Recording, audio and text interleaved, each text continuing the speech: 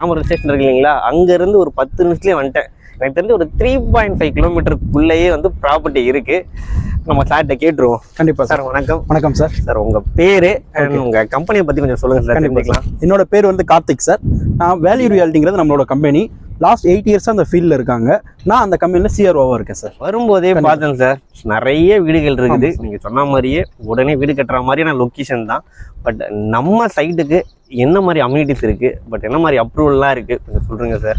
கண்டிப்பாக சார்.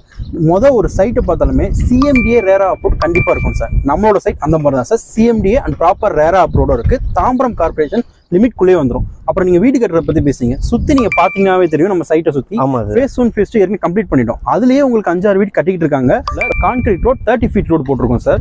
இப்போ வீடு கட்டி குடியேறி வரணும் இல்லையா, ஸோ அதுக்கேற்ற மாதிரி இபி லைன் உங்களுக்கு 3 ஃபேஸ் உள்ளே சைட்டுக்குள்ளே வந்துடும். ட்ரைனேஜ் சிஸ்டமும் உங்களுக்கு கொடுத்துருக்கனால வீடு கட்டி உடனே நீங்கள் லேண்ட் வாங்கின அடுத்த